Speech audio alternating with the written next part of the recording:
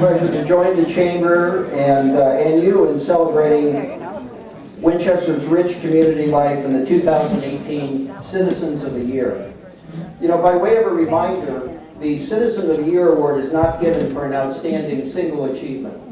It's given for long-term, continuing commitment to our community. Who's this woman walking around here? I'm sorry. Yeah. Okay. It's not given because someone has achieved a position or a title. It's given for doing, for showing up when service is called for. It's for the person who has said over and over again, I can help, what do you need me to do? For the person who has given their time and their ability to all of us. It's for the one whose action says, Winchester is my home, it's my community, and it's a very important part of my life. Its future and the values that represent its best self are important to me, and I'll do what I can to make Winchester better for everyone. This is a perfect description of the 2018 Citizens of the Year. In a community with a long and rich tradition of citizen volunteers, this year's Citizens of the Year are standouts. For decades, they have given their time, their considerable ability, and their warm and welcoming hearts to Winchester in a way that really matters. These values, so consistently and fully lived by this year's Citizens of the Year, seem to me to be particularly timely and important for all of us. When our country is so divided, when so many people are no longer able to even talk with each other, they're isolated, they're feeling unengaged in civic life, and when many of the institutions that connect us have weakened, many of our core beliefs and values seem to be no longer shared. What can we do to strengthen our democracy? And I think it is can be a long conversation, of course, but in many ways the answer is right here. It is our community, and it's in communities like ours all across the country. It's our gathering together tonight as the Chamber has gathered us together for the past 39 years. In no small measure, it's to be found in an active community life, an engaged business community, and a vigorous and empathetic citizenship, one that celebrates respect and inclusion as a fundamental value, connecting and pulling people, ourselves included, back to the center of our community, and not leaving people behind, no matter our differences. The Chamber's 39th Citizens of the Year show us what this truly means. They have lived that, and they have given it to us. Here's a quick list of the organizations they have been actively, meaningfully engaged in over many years. The Church of the Epiphany, Winchester Hospital, the Bartlett School, the Jenks Center, the Winchester Senior Association, the Winchester Historical Society, the Griffin Museum, the Community Music School, Jumelage, A Better Chance, Scouting, the Winchester Planning Board, the Winton Club, the Ledges, Mission of Deeds, the Multicultural Network, the Executive Service Corps of New England, after-school mentoring in the South End and Rosie's Place. And I am quite sure that that list is not complete. I know that I've left some things off. And by the way, when I say actively, meaningfully engaged, I don't mean just showing up for the potluck, supper once a year. I mean time and ideas given, encouragement and support provided, things accomplished, something made better. But something just as powerful as what our Citizens of the Year have given to so many organizations in our community can be found in what they have given to so many people. We know that when many people are made to feel more whole, more valued, more connected, more safe, wonderful things happen. And the Chamber's 39th Citizens of the Year have given this to us as well. And I think it's best expressed in the words of the people who submitted nomination letters to the Chamber for this award. And I want to see if you recognize our nominees in any of this. So these are all just separate comments. Quiet forcefulness, selfless contributors, not just good but model citizens, sound ideas, kindness, and sweet good humor, humble and discreet in guiding and welcoming people new to Winchester, especially immigrants. Their gift to me when my husband was ill reminds me every day that we live in a loving, supportive community, made possible by the kindness of good people like them. Here's another. They evoke the true spirit of Winchester. And another. Two of the most caring people I know. And this one actually is my favorite. Wonderful cookie baker for anyone who needs a treat.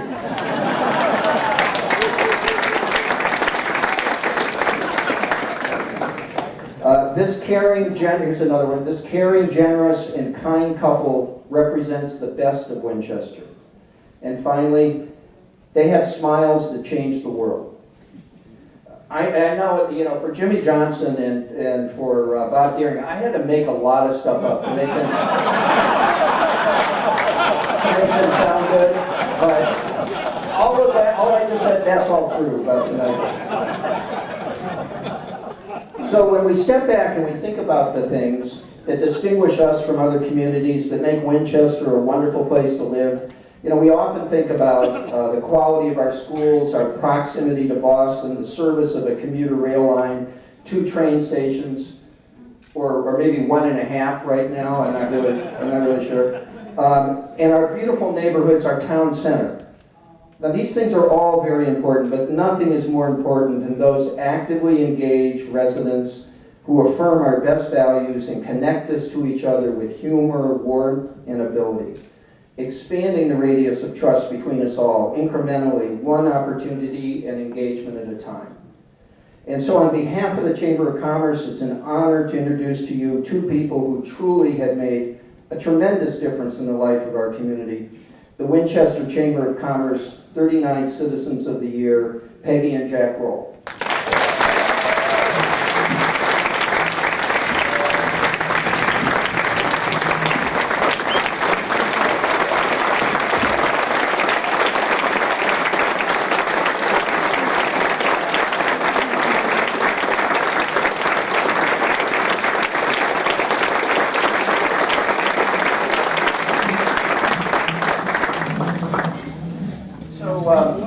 Before we begin the dinner, we'd like to begin with a few words to gather us all together. We're very fortunate to have someone from the Winchester Faith Community, the community that connects and consoles, celebrates, and strengthens many, many people in Winchester, Reverend Thomas Brown of the Parish of the Epiphany.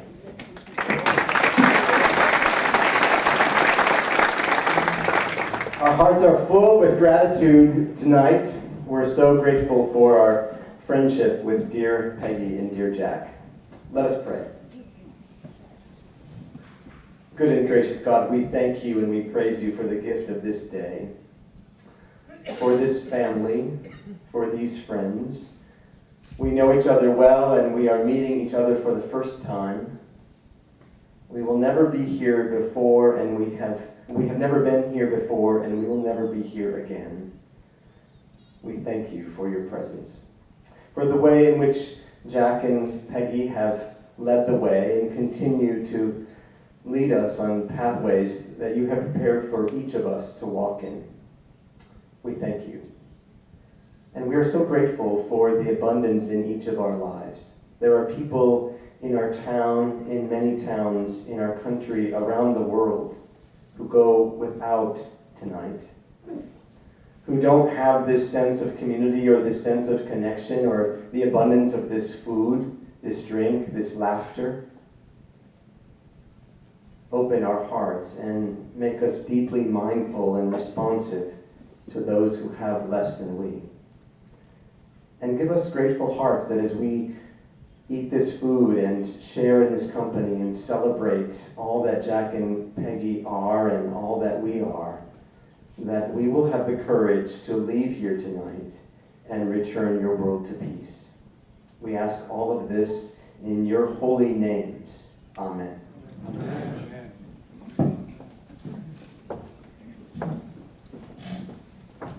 Hey, thank you very, very much. So I guess I think what I'd like to do, I didn't see everybody standing at attention, but I'm going to do this anyway. I'd like to just take a moment before we eat to introduce the members of Peggy and Jack's family who are with us tonight. And first, if you could just stand, Bob and Judy Roll, Jack's brother and his wife.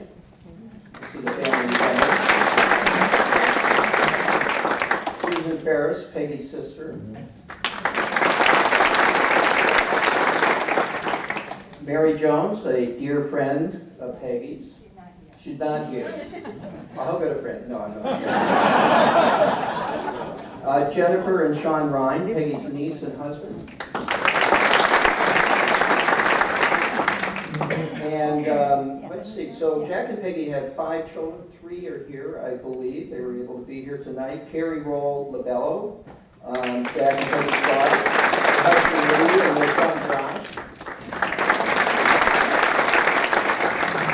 Their son John Roll and his wife Rachel.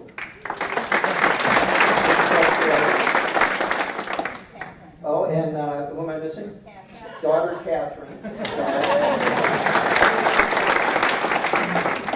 Peggy, I know you'll keep me on the straight track, especially when it comes to your grandchildren.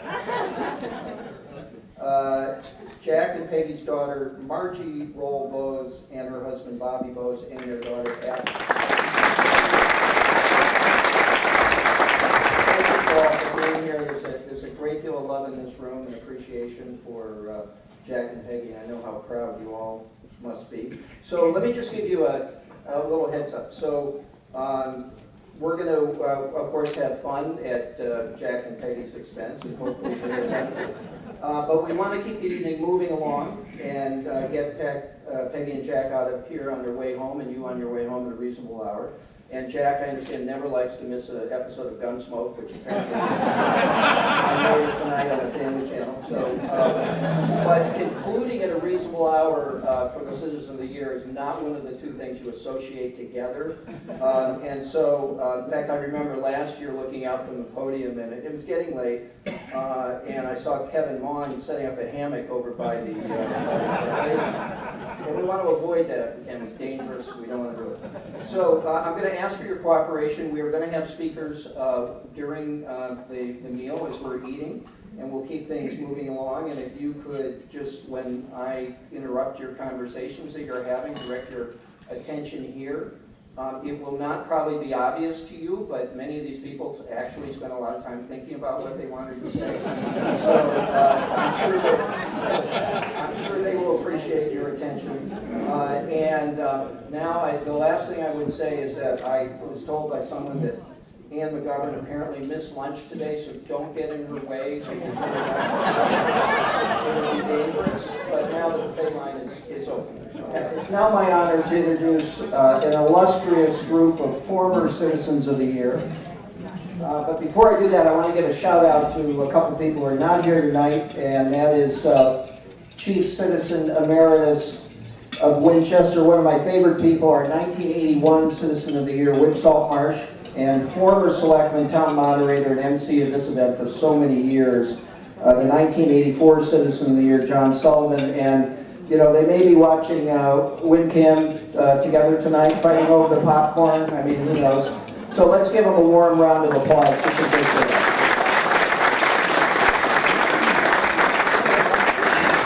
Okay, our next Citizen of the Year we want to just mention, and if you could stand up when I call your name, for 1994, Citizen of the Year Sandy Thompson. Where's Sandy? From 1995, now this was the year the Grateful Dead announced they were breaking up, but they kept coming back, and so is he. Our 1995 Citizen of the Year, Justin McGee. Is Justin here? 1996, Ian McGovern. Holy fast. Okay, the way the chamber got ready for the millennium in year 2K, Charles Seckris, Citizen of the Year for 1999. So I just want to take a moment here. I want to acknowledge Charles. Charles just had his last town meeting. He's a 40-year member of the town meeting. Someone who has made a really significant contributions to Winchester in a lot of ways that we all see every day, but may not fully appreciate exactly whose hand is at work there. And I'm talking about the beauty of our town center, the streetscapes of our town center. I'm talking about so many of our schools that have been renewed for the benefit of current and future generations of Winchester students. And of course, most recently, the high school, And I know all of us have noticed what an improvement, shall we say, and the dynamic front entrance of the high school, the landscaping that is around the high school now that actually much more strongly connects it to the town center. It's really something, and Charles' hand really is at work in a lot of all of that. So Charles and Laura are going to be leaving Winchester this summer, and I know just how valued and going to Mars. Something with Tesla, I didn't really understand it. Charles was trying to explain it. But anyway, I talked to Charles this weekend. We ran into each other, and he has actually been at every one of these events except for one. And he can't remember which one that was, but he knows he was here for all the others. You know, you talk about a really high threshold for pain, Charles. Yeah. That's remarkable. Yeah. Okay, next, the 2003 Citizen of the Year, Kevin Maughan.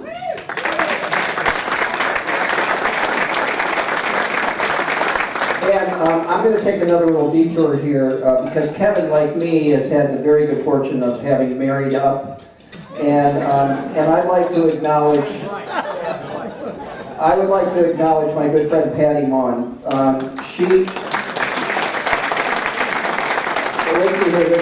So for 35 years, more or less, she has been a wonderful and dedicated, capable town employee. And for the last 25 of those years, she's been in the town manager's office. And Patty's retiring this summer, and I think we should thank her again for all the warm, wonderful service she's given to our town. And I know from me.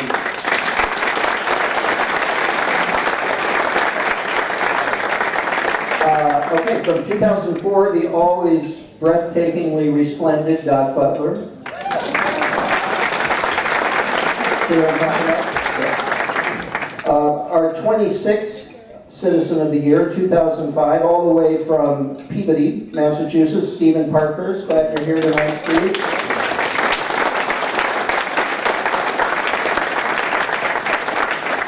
Next, the co-host of WinCam's election night coverage, a logistical wizard, actually, the guy who will be holding walkie-talkie #1 at Town Day. Also the statewide security coordinator for the Pan Mass Challenge, which, no kidding aside, is an incredible undertaking. The 2006 Citizen of the Year, Alan Iden.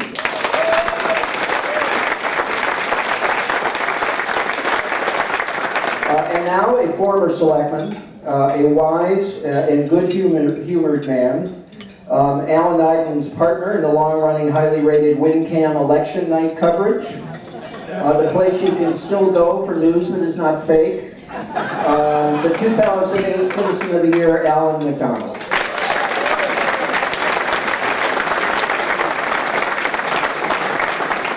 Okay, we're up to number 30. The 2009 Citizen of the Year. She used to live directly up the hill from me. I just found out tonight she's not there. I was wondering why the water balloons that used to be lobbed down at Nancy and I had stopped. She actually moved. But she's truly a lovely person, Marie Johnson.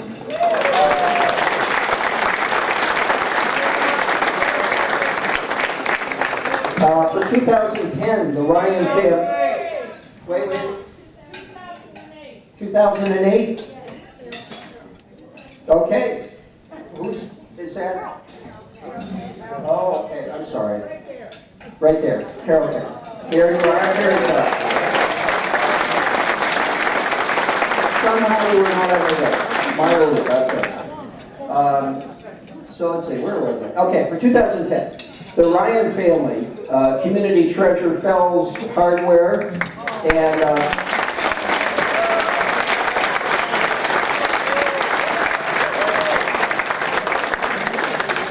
all right, so I know this is where Fells Hardware is where like the stupidest home repair question is always treated with great respect, a minimum of eye rolling, until you walk out the door.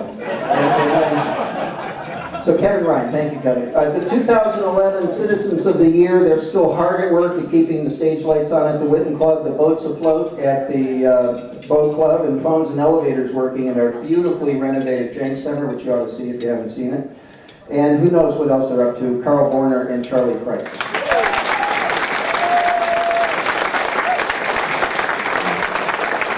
Okay, next, everyone's favorite Winchester DPW director, the leader of the hardworking team that keeps Winchester looking beautiful. I'm going to, here's what I'm going to do. At the end, I'm going to ask if there's anyone that I missed.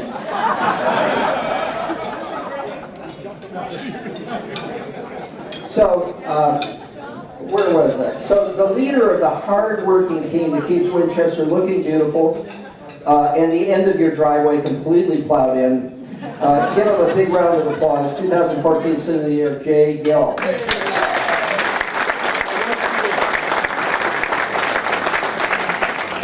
Okay, 2015, the dynamic duo of Sal Carabiello and my workout buddy at the Y, actually, Jan Dolan.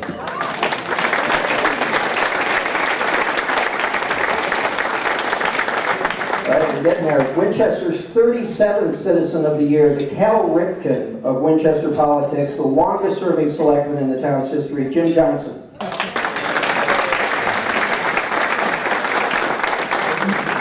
And finally, and I'm sorry to report this, that last year's 38th Citizen Year, Bob Derry, could not be here tonight because of a family commitment. At least that's what he's been explaining. That's what he says.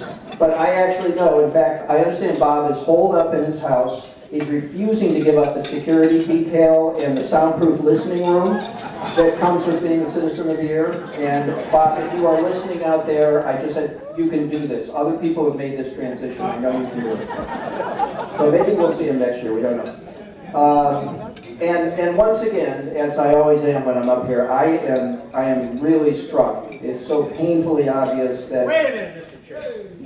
Yes. 2012. 2013.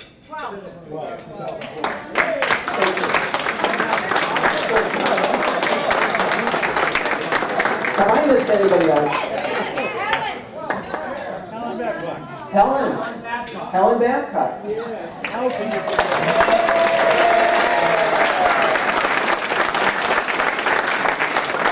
For all of you, the people whose names have not missed, the only reason we've missed their names is because they have not paid.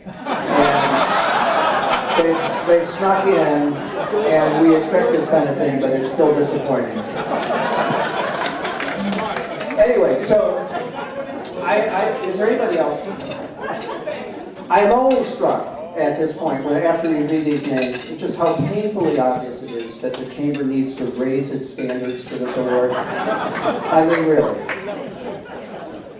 Okay, so now we're going to get to, we're going to hear some speakers. We're going to move right along, but we have a lot of people to hear from. Senator Lewis and Jalen are burning the midnight oil tonight in the Senate chambers. They're trying to wrap up the state budget, and I know Kathy has a rider that she put in. She's hoping it'll come through. It's going to pay for my tux, but it's not really clear that's going to happen. But in any case, they send their regrets and they send their good wishes with our hardworking and talented state representative, Mike Day. Okay.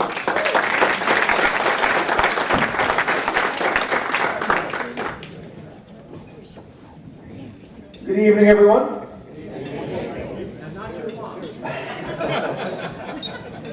Tom, thank you for the introduction and for, as Reverend Brown and I were saying, stealing most of the accolades we were going to send along to our Citizens of the Year in the intro. Repetition's good. It's going to have to be, I think. What I was told by Kathy Alexander, and as you all know, you're told by Kathy Alexander, you're not asked by Kathy Alexander. When I was told by Kathy Alexander that I was going to be here tonight and who we were going to be honoring, I was thrilled. I can tell you, and I think everyone in this room agrees, much to the contrary of what Tom just said, that the Chamber gets it right when they choose their Citizens of the Year. I'm constantly impressed at the selections that they make every year, and they just get it right for our community. Jack and Peggy are a steady and, if quiet, presence in everything that's good about our community. If you look at that litany of causes and organizations they're involved in, all of those groups are what make this community who we are. Make us really one of the more special communities around. Jack and Peggy embody the fabric of our community.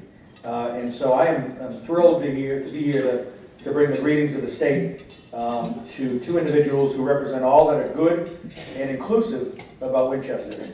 And with that, I am going to cut it short, Charles, and just read some greetings from the state. As Tom had mentioned, Senator Jalen and Lewis can't be here. I think they might be with Bob Deering watching it on TV, claiming to be in debate. They're in a different chamber than mine. But they did send along a citation for Jack and Peggy from the state senate. Be it known by all that the Massachusetts State Senate hereby extends its congratulations to Jack and Peggy Roll in recognition of your receiving the Winchester Citizen of the Year Award and your years of remarkable commitment to our community.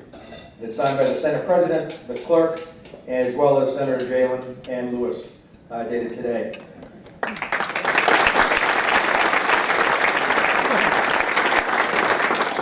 Now to be done, the House, which has one representative to do two senator jobs,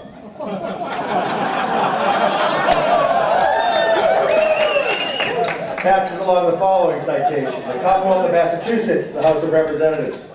Be it hereby known to all that the Massachusetts House of Representatives offers its sincerest congratulations to Jack and Peggy Roll in recognition of you being named as Winchester Citizens of the Year in appreciation of your many years of service that has improved the fabric of this community in countless ways.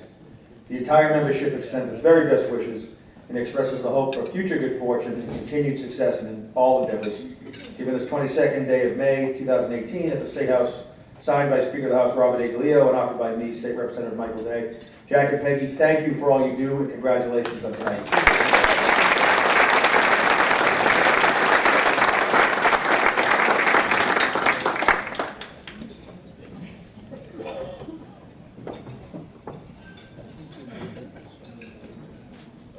So normally I would now be introducing the chair of the select board, but Lance Grenzebach has actually had his 50th Harvard College reunion tonight. And actually I sent a car over to pick him up, see if we could get him over here, but he was heavy into a beer pong tournament when they arrived. He just refused to leave. So now it's my pleasure to introduce the immediate past chair of the select board, Michael Bettencourt.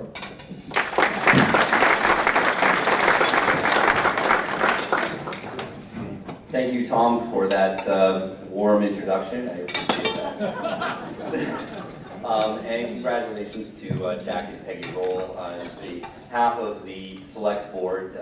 Your service has been extended through Winchester way back when we used to call it the Board of Selectmen. Many of you may remember those days. We have a citation here, which the House of Representatives have copied some of our wording. And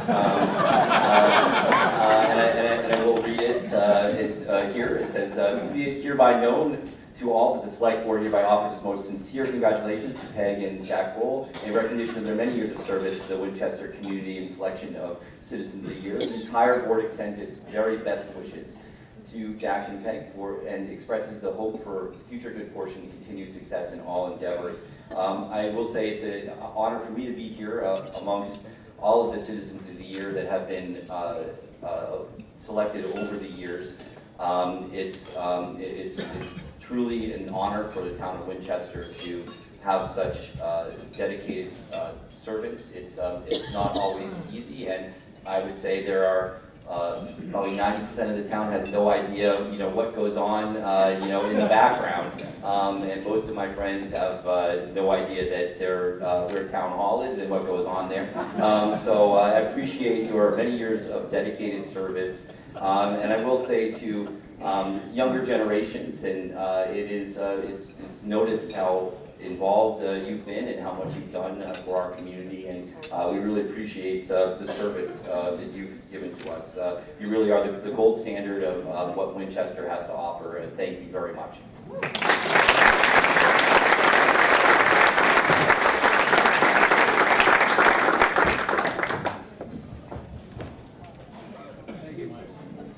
Okay, before we hear our next speaker, I would be very remiss if I didn't thank a couple people who really make all this possible. One is Carrie Campbell, the Associate Director of the chamber and the chamber's intrepid leader, always an adventure to work with, the executive director of the Winchester Chamber of Commerce, Kathy Alexander.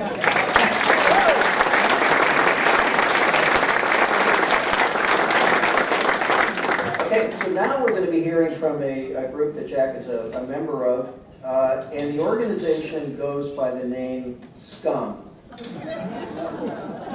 I don't know, Jack. I mean, it seems so incongruous somehow. I don't understand it. But at any rate, I never thought I would really be introducing anyone in this way, but representing SCUM is Jim Kent.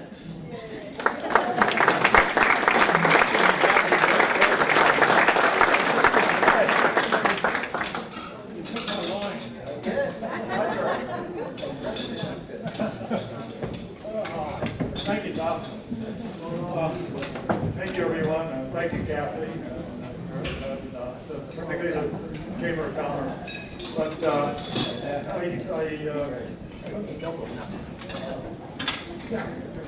was going to say, after all these great speeches, now you got to put up with an engineer.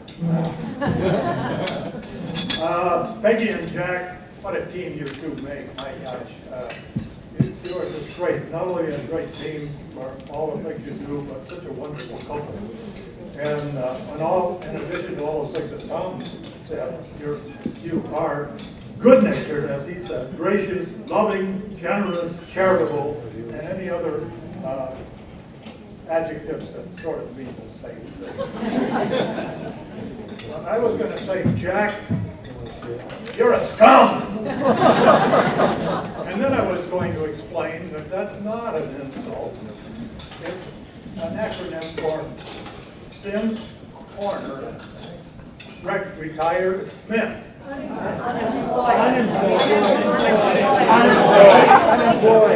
Unemployed. You're all retired. Thank you. I can't spell either.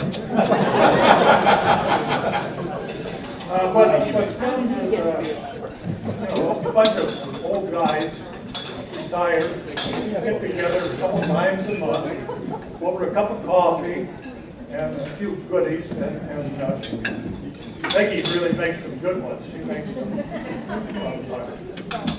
scum. I mean, okay. Anyway, they're better than cookies.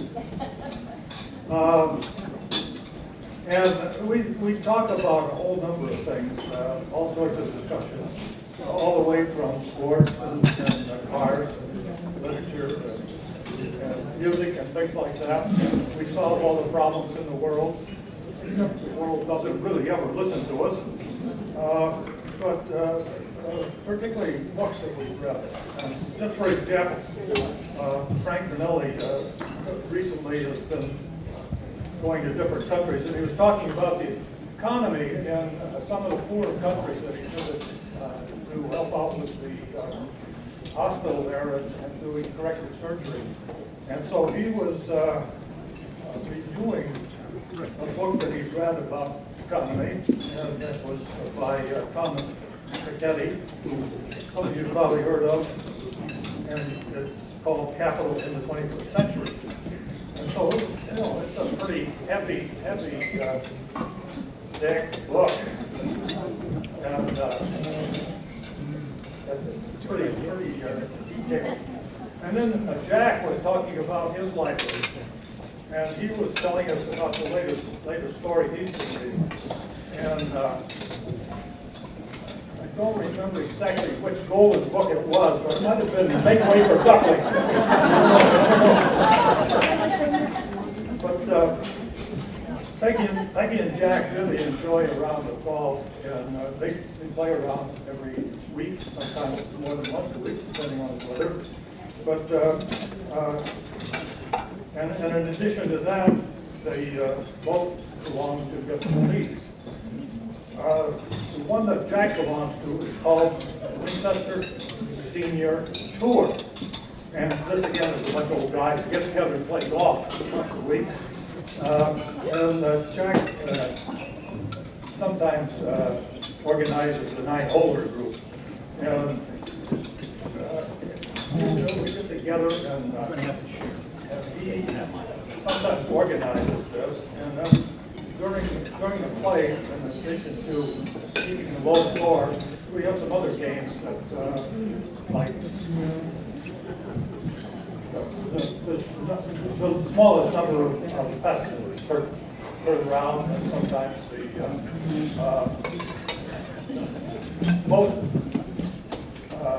hits on the fairways that off the tee, but and those are sometimes, we don't do that very often.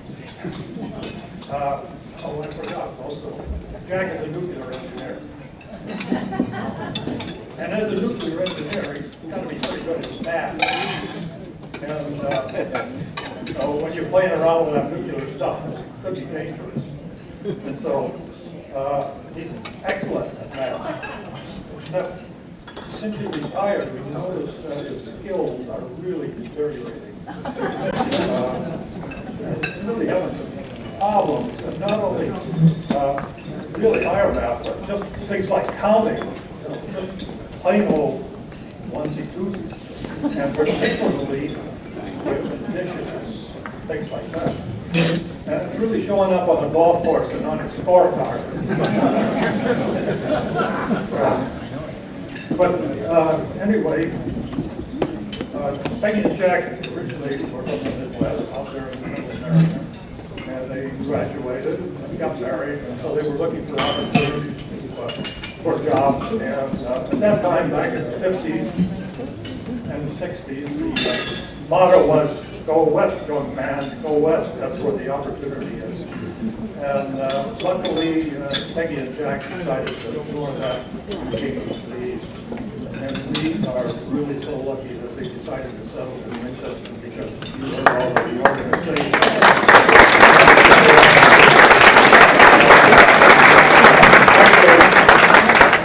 Actually, I was going to read something, but Tom already did that, so we all know. So anyway, we have so much to be thankful for, and we want to thank you very much, Peggy and Jack.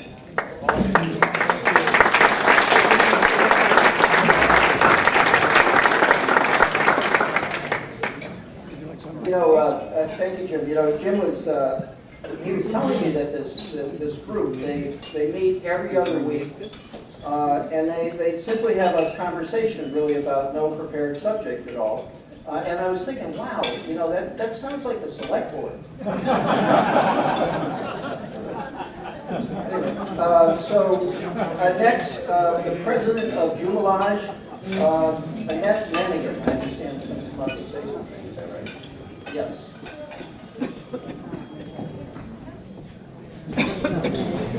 So, hello everyone. I'm Annette Lanigan, and I'm the current president of the Jumelage Association. And you may ask, what is Jumelage? Well, for 28 years now, Winchester has been sister city with Saint-Germain-en-Laye. It's a suburb of Paris, and it's the birthplace of Louis XIV. And for many of those years, Jack Roll and Peggy Roll were president and treasurer of that organization. And you may or may not know that Roll is a French name. And over the years, Jack has discovered and reacquainted with relatives that still live in France. And during our Jumelage cultural trips, he has made contacts with those people. And so he has a French family in France, but more important, he has French associated family members here in Jumelage. And that's the way we think of him. We think of him as a family member these days. And so on behalf of the Jumelage Association, I would like to present this certificate of appreciation to both Jack and Peggy for their many, many, many, many, many years of service to our organization.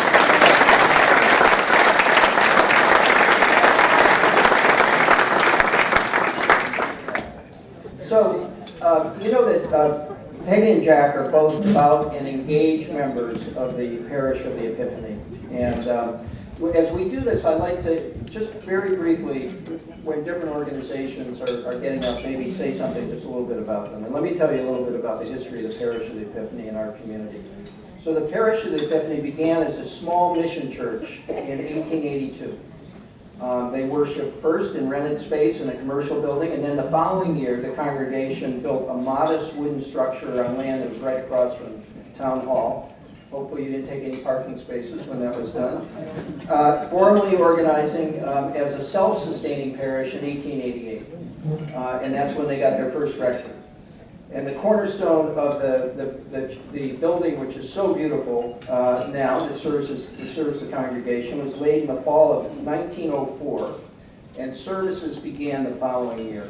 And when I was learning a little bit about the Epiphany, I was struck by, I guess it's sort of like a mission statement. And it says, "We live in challenging times. The warmth and fellowship found at Epiphany can serve as an inspiring touchstone in our busy lives, and a reminder that we are all stronger when our voices are lifted together in prayer. Offering many personal ways to discover an accepting, caring community and a place of belonging. You will be respected, your questions will be welcome, your participation celebrated." And of course, that's about the Epiphany, but as I read that, I thought, those are really the same values that connect and strengthen our community life, and that describe our new citizens of the year. And so now, once again, I want to ask Reverend Thomas Brown, the rector of the Parish of the Epiphany, to come up.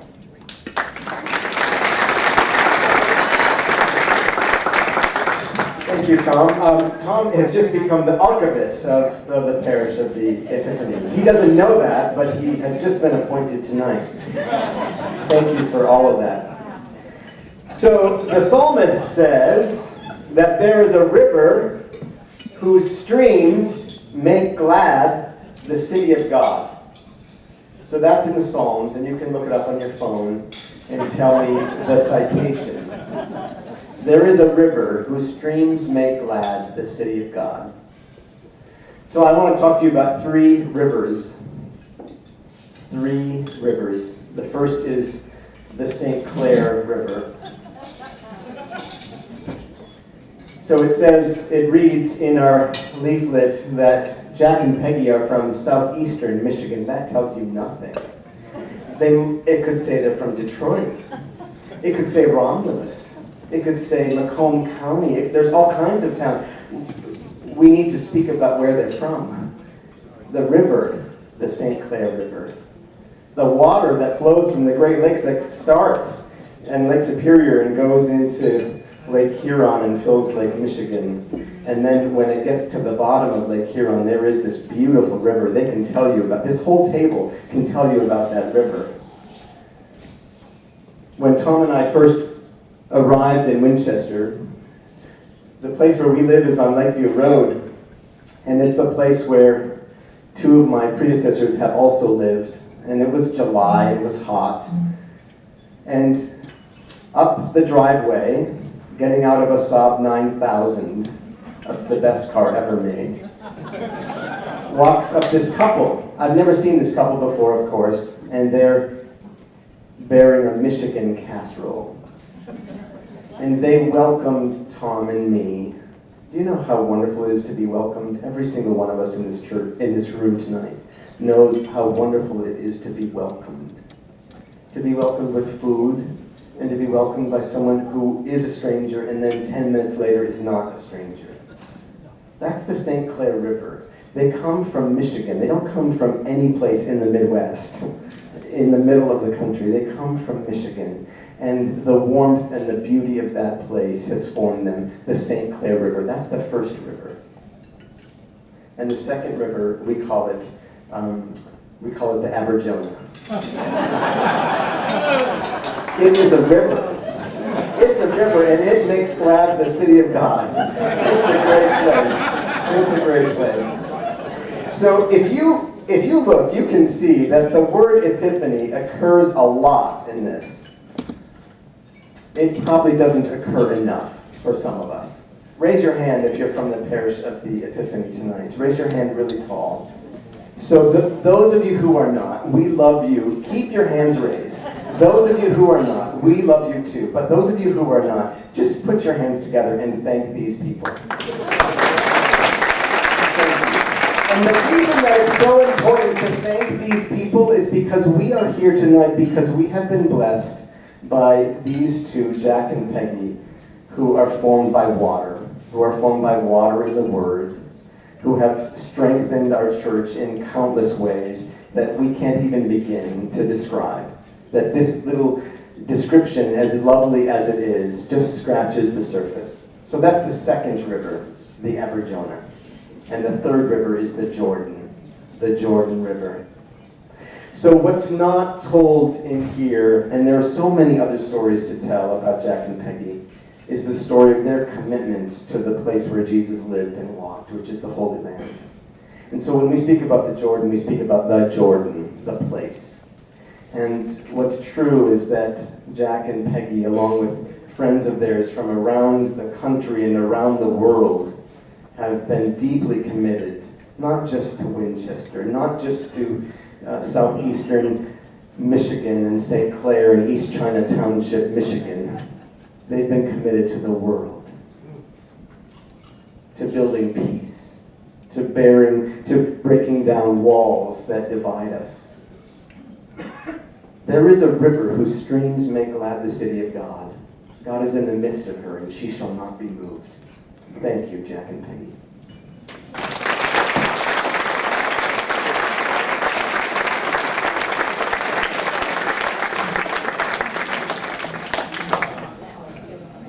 Thank you, John.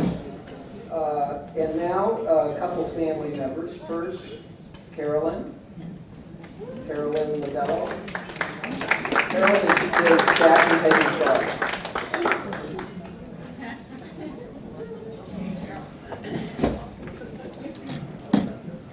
I'm only doing this because my sister Susie is not available.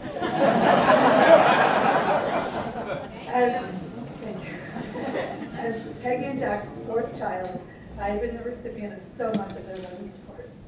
I am inspired by how much they do for their family and still have time and energy to help volunteer in Winchester, the community they have loved for so many years. There are a few things that I've learned from them that I think fit with the spirit of why we're here tonight. From Jack, I learned about connections. Jack's job title for his second career could be matchmaker. There is nothing he enjoys more than meeting with friends and strangers to provide advice and networking. Jack is there for anyone in need of support, always in a loving and thoughtful way. And don't be surprised when you get an email from Jack with an article attached about the exact thing you had just been discussing with him at coffee. And from Peggy, I learned about contributing. Years ago, I decided I would learn to knit. So I started a prayer shawl. And I got about halfway through, and it was terrible, and I was struggling. So I brought it to Peggy, and I showed her the directions. Well, a week later, Peggy handed me back that shawl, and it was beautiful. And then she gave me two more that she had made in her free time. So whether it's making a prayer shawl or sewing Haiti bags in the middle of the night, there's nothing Peggy loves more than contributing to a good cause. Together, Peggy and Jack have instilled in their 5 children and 11 grandchildren a commitment to community and service. Today, more than ever, I am proud to be a role.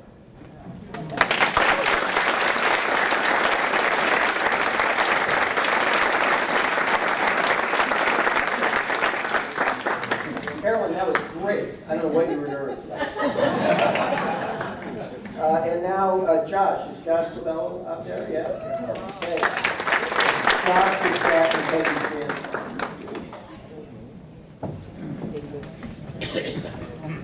So I'm the youngest of the 11 grandchildren that they have.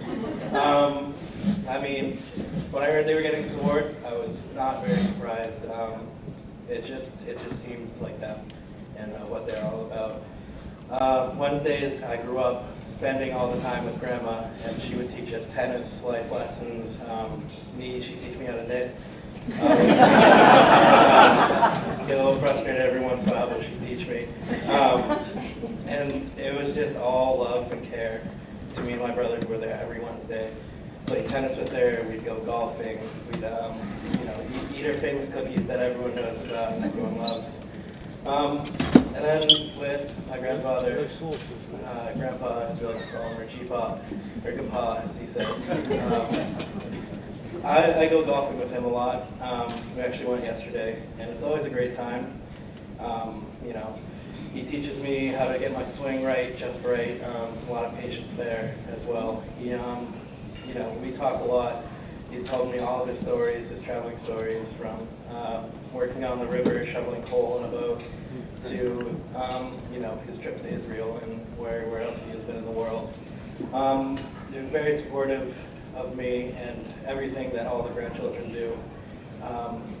G-Pa always keeps the articles about my school and shows them to me whenever I see him next. And he's, oh look, your school's in the newspaper. This is really cool. The football team made it here, so he's always on top of whatever we're doing. And they're just two really, really fantastic grandparents, and I just don't know if I would be without them. So this award really, really does go to them, and I love them very much.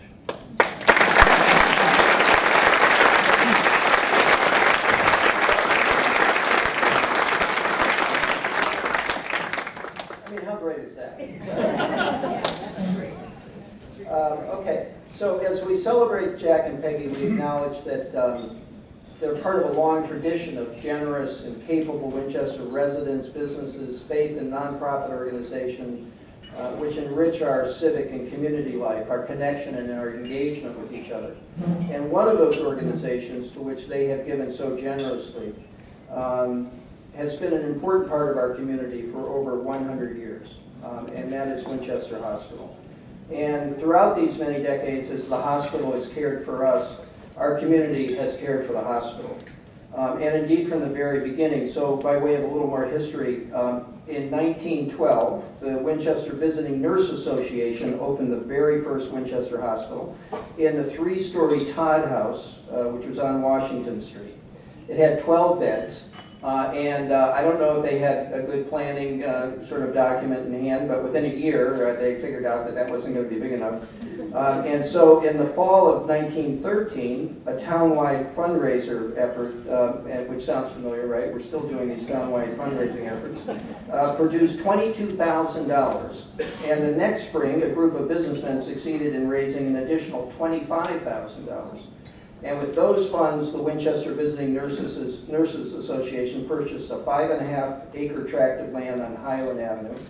And in 1917, the present Winchester Hospital admitted its very first patient in a 44-bed facility. And so today, Winchester Hospital is built on what is now more than 100 years of community support. And it's an award-winning full-service hospital. It serves Winchester as part of the Leahy Health System now. And to tell you just how Jack and Peggy have been a part of our tradition of community support for our community hospital, I'm pleased to introduce Richard Weiner, who's the CEO and Chief Medical Officer at Winchester Hospital. Thank you, Tom. Make me follow the grandson. Nice.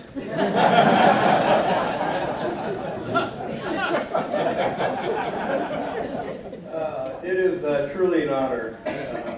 Usually I see Jack at the Monday Club. It's nice not to wear a tux for this. Oh, sorry, Tom. And I remember having Peggy in the back of a convertible I had at the time on Town Day, and she was waving to the crowd. This week's royal wedding had nothing on you, trust me. But they have been very, very supportive of Winchester Hospital. I'm curious, anybody who's had any association with the hospital, could you raise your hand? That really, thank you. That is very touching. I mean, it is such a part of the community. But it's part of the community because of people like you, and you've given so much to the Winchester Hospital over the years. And I was moved when I heard how many different organizations you've supported.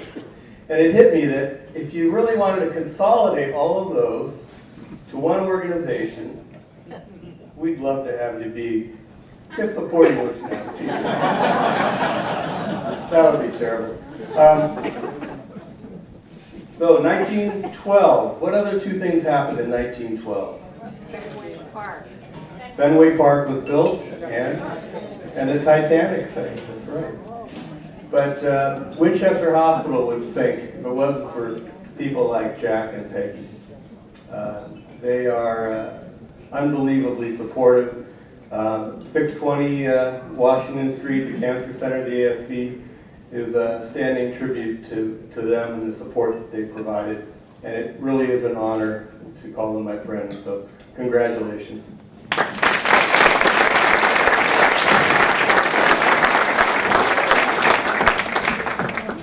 Thank you, Rick. Next, our 2009 Citizen of the Year. This is your note that we're debating, like, is this going to happen? But it is happening. Marie Johnson, who is also the Winchester Hospital Director of Volunteer Services. And she wants to say a few words about a couple stellar volunteers she knows who also happen to be dear friends of hers.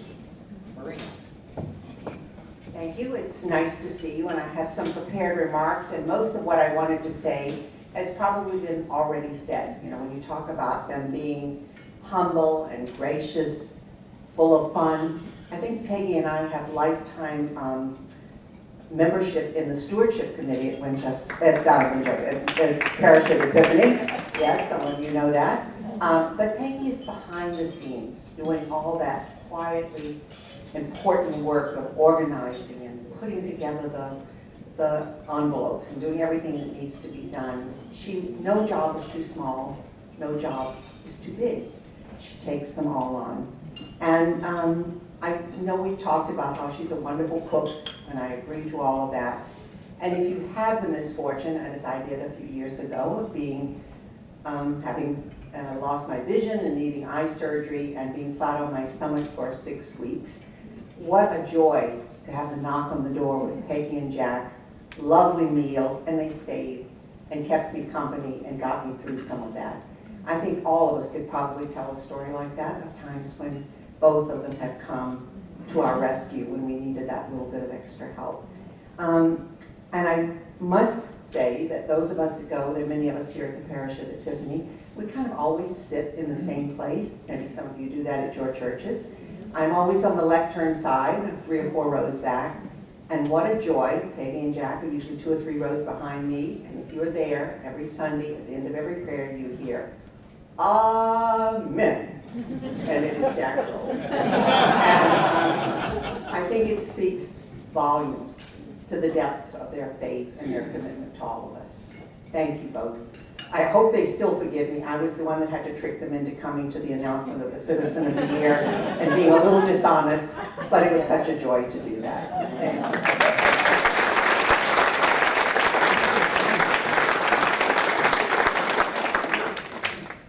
And now, thank you, Marie. Mike Chesson. Is Mike here? He is here. Okay. A friend of the Rolls, a member also of the Epiphany.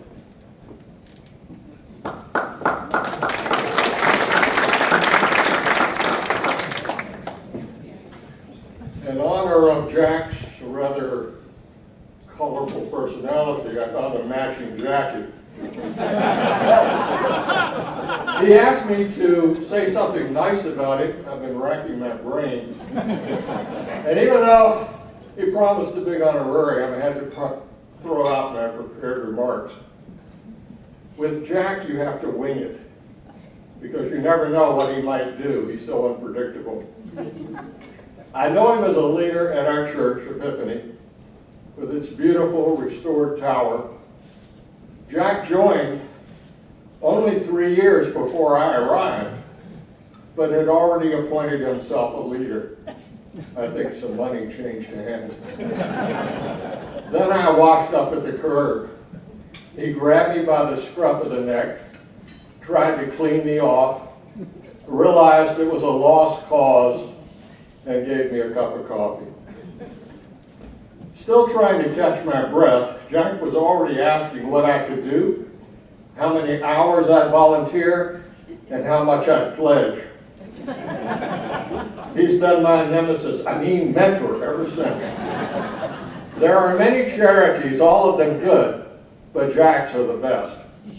He has so many of them, he lets you choose which 3 you'll support. No pressure. Jack always has a twinkle in his eye, an air of bonhomie, a disarming smile as if to say, what trouble can I get you into now? Don't worry, I'll keep it quiet. No one will know except 300 of our closest friends. I've already arranged for placement in the Winchester Star above the fold. Surprised that the program doesn't mention this, but Jack's most important job at Epiphany is as the leader of our crack precision drill usher team. The required uniform is morning dress, or what Jack calls Episcopal casual. While I'd love to tell all the Jack tales from the parish, time does not permit. A volume of them will soon appear. Bookends in the center is accepting pre-orders. Now, the program does claim to back him up on this. He says he's from Michigan, but he keeps that quiet. In a casual way, he'll slip it in to the second or third sentence of your first conversation with him. I'm a Civil War nut. Weans would have won the war of northern aggression had it not been for all those Michigan troops, some of the bravest men who ever lived. I have good friends from that big state. They share a common flaw. They all expect you to work hard. Still, they're wonderful people. Then there's Jack. There are great universities in Michigan. Jack somehow managed to graduate from one of them. His sweetheart from another. Against all odds, to the horror of 2 rival clans, they wed. It's what you'd call a mixed marriage. Jack says there's a rivalry between the 2 schools that makes Harvard-Yale look like a tea party at the Garden Club. But I think that's just another Jack tale. Peggy and Jack are warm and gracious hosts. They set a great table. The food's delicious, the conversation's sparkling, the room filled with love. More often I'm with Jack as we have coffee, and perhaps a small snack at La Patisserie. He does like his snacks and coffee. We discuss the parish, family, friends, all the important things. Jack's fun to be with, the best of company. We know him, and we're blessed. Never do I come away from Jack without feeling better about what's going on and about myself. He's not spiritual or pious, just a kind, smart, warm-hearted man who walks upright and is a great friend.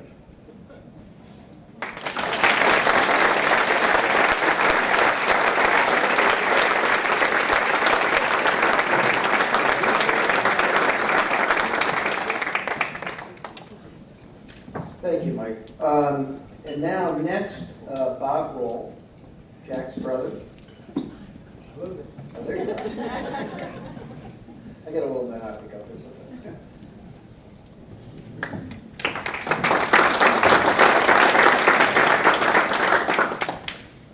After all those long talks, I'm going to be very short right now and just feature a number called 19 that happened to come across my mind. I'm an old engineer, and 19, a number kind of come up. It goes all the way back when we were kids, and I was 8 years old, and he was my big brother, and typically,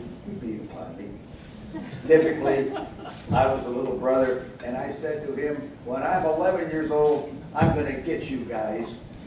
But of course you don't, because then life goes on. But it happened that 8 and 11 came to be 19. and I picked that from here.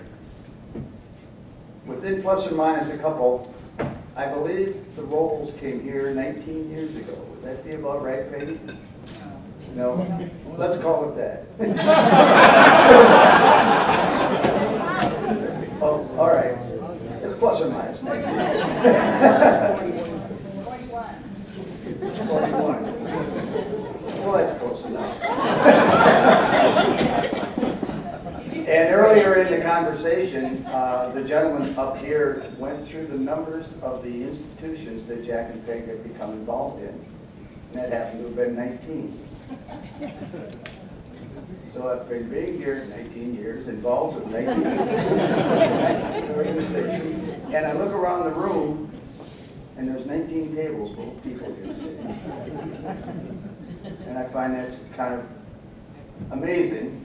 And then to think that, plus or minus a few, Jack and Peg have 19 in their childhood and grandkids family. Would that be about right?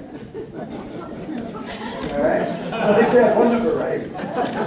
But having said that, I just want to pass on that the Rolls from Pennsylvania, Judy, myself, and our kids and our family say, we're congratulating you and we're proud of you guys. Great job.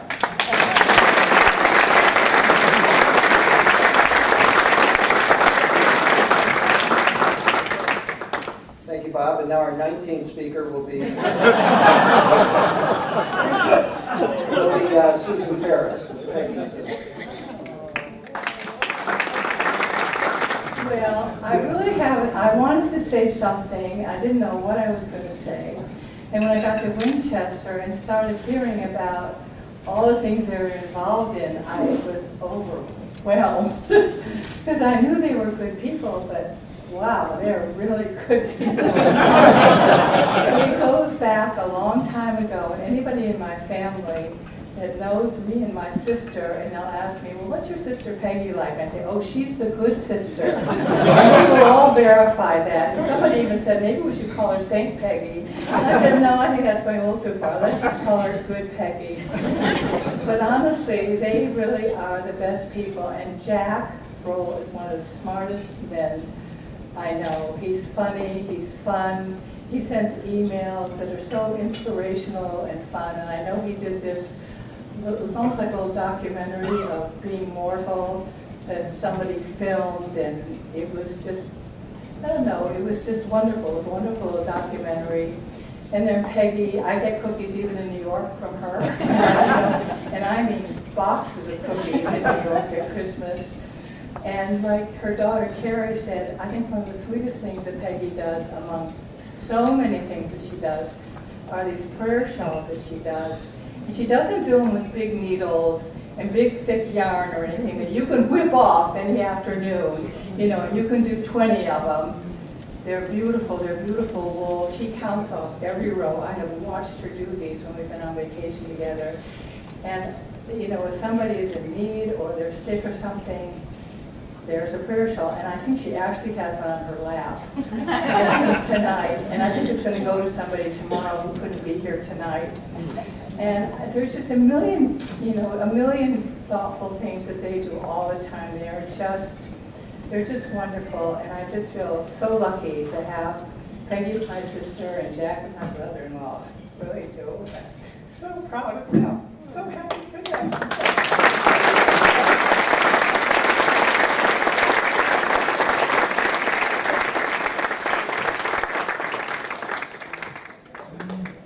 Thank you, Susan. So we're actually getting close here to the big moment, and right now we're gonna have a little musical interlude. I understand. Ellen Wilson and Gabrielle Stott.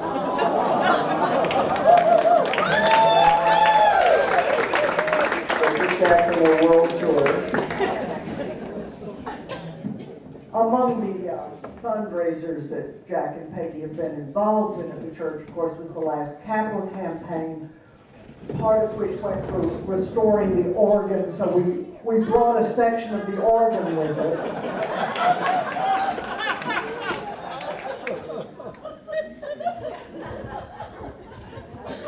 Now, it takes a while for Ellen to get, you know, she's a little peculiar.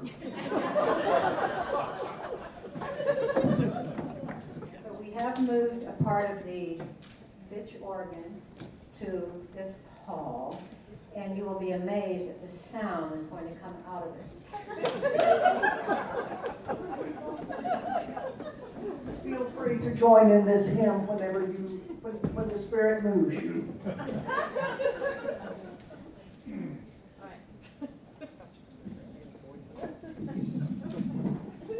This here.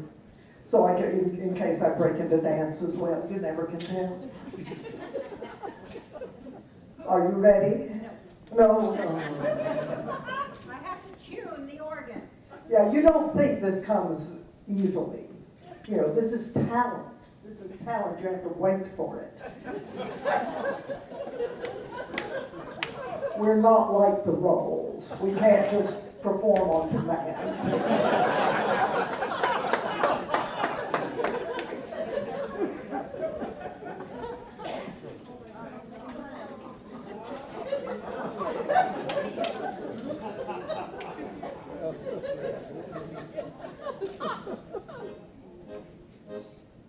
When the rose are called up yonder, when the rose is called up yonder, when the rose is called up yonder, when the rose is called up yonder, I'll be there.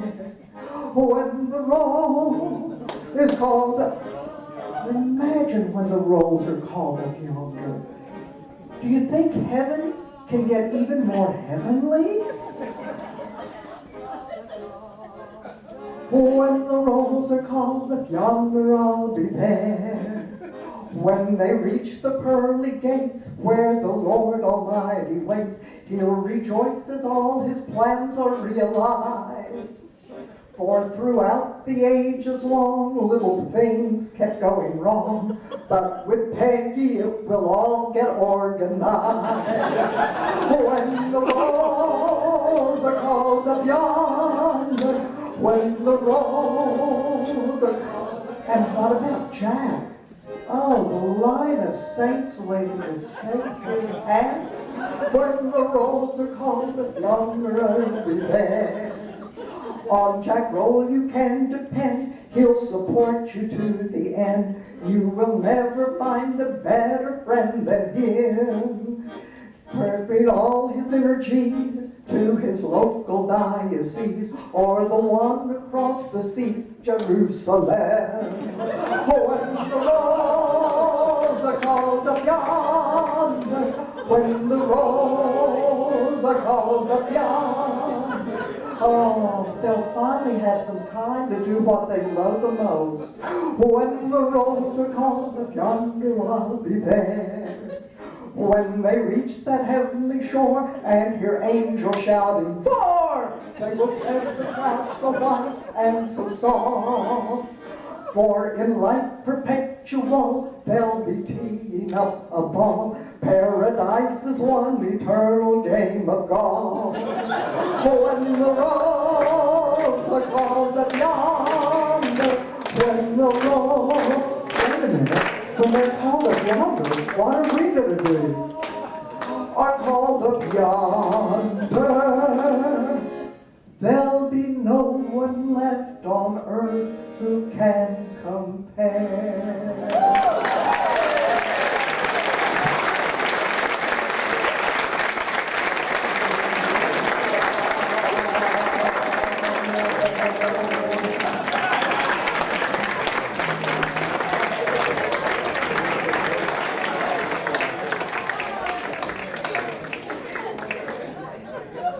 So you can purchase CDs in the back. Signing things. Okay, so now we're going to introduce the president of the Winchester Chamber of Commerce, Craig Ravi, is owner of the Computer Cafe, president of the chamber, and he's going to present the roles of the 2018 Citizen of the Year.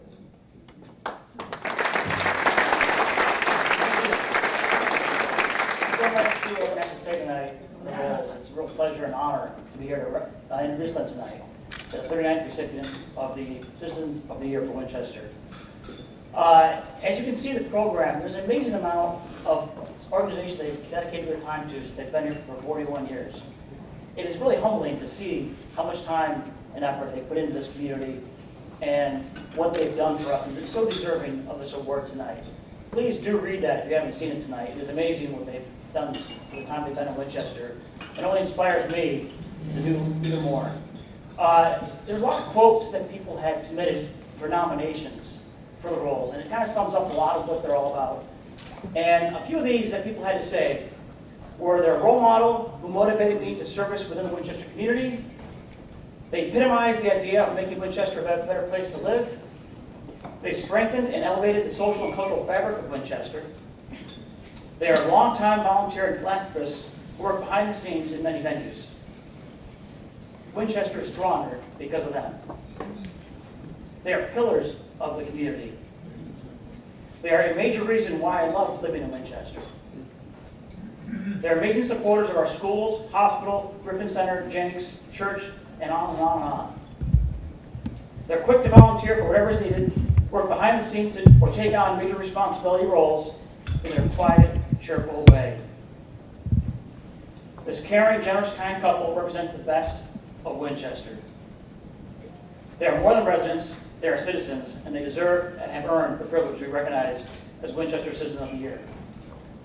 Those are just a few of the quotes. I'm sure these thoughts are reflected by everyone who knows them in Winchester and everyone in this room tonight. It's my greatest pleasure tonight to introduce to you this year's Citizens of the Year recipients, Jack and Peggy Roll.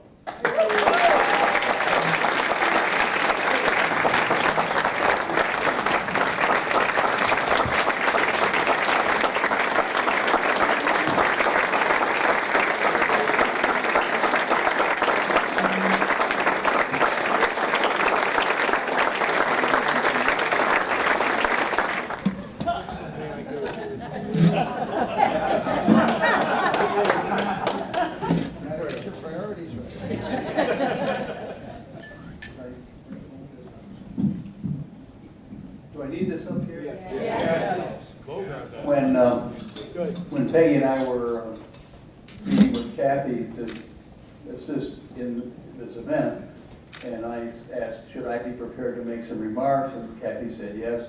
And I sort of tongue-in-cheek said, well, I'll be less than 30 minutes. And she thought that would be okay. So I'm, be prepared. First, thank you to all of you, our family, our friends, our fellow citizens of Winchester, and beyond. You've introduced you to our brothers and sisters from Pennsylvania, from New York, and from Michigan. And a special thanks to those who nominated us and those who wrote letters to the Chamber supporting our nomination, and those among the preceding 38 Citizens of the Year who voted for our nomination. Thank you. Now, following upon the roasters who offered some silly and some serious comments, and incidentally, those roasters who placed on the menu for the evening roasted rolls. Let me offer a few of my thoughts. Life is a team sport, and each life team varies in size, in members, and in mission from year to year, and maybe even from day to day. But for each and every one of us, a team effort it is. Stick with me as I relate, I hopefully, very briefly, 3 team life stories. The first story in my life team analogy is not a team with many players. Rather, it's about a team that has been 59½ years, a mixed doubles team. And of course, I'm referring to the team of Peggy and Jack Roll.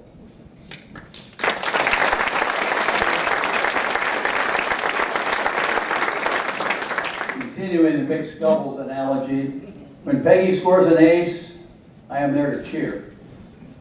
And in those rare instances when she figuratively hits the ball into the net, I am there to offer support and a second serve.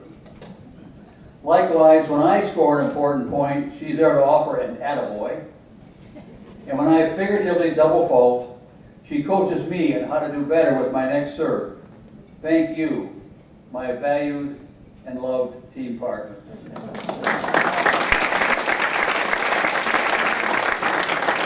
The second story in my team analogy has to do with the business of this evening. We are so fortunate to have taken up residence here in Winchester. And in the 41 years of our residence, there have been many opportunities presented to us to, quote, join the team. We have responded, not to all of them, but clearly to several of them. And to the best of our ability and time and resources, we have offered our presence, our effort, our commitment, and, thank you development people, our financial support. The brief bio in tonight's program summarizes Peggy's team participation and my team participation and the teams where we have participated together. And then, of course, not shown in that bio is our participation in other organizations outside of Winchester and indeed a few of national scope. And we have gained so much by our participation in these individual life team experiences. Now for the third and final story in my life team analogy. And again, I offer on a personal note.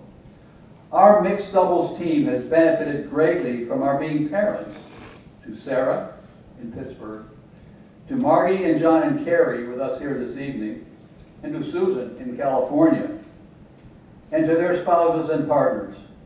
Indeed, we have benefited by coaching them and receiving their feedback to us as we watch them grow, mature, and become parents and productive adults themselves. All great stuff. And thank you, kids. Well, I don't mean kids, because they range in age from upper 40s to upper 50s. But what do you call them? Kids? Children?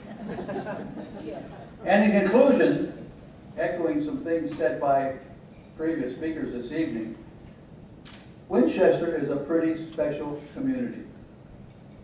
So we raise our glass. So I needed to climb back. We raise our glass and offer a toast to the town of Winchester and to its many opportunities for productive and rewarding community service, for team play, and for a toast to the many organizations, teams, on which we and you individually and collectively play the game of life. Thank you so very much.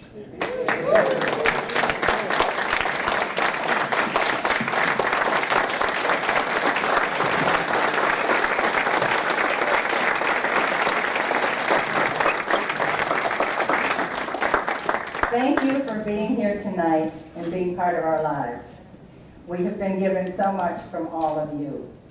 This has been a special honor, and we know of so many who give of themselves to help make Winchester a special place to live. Thank you.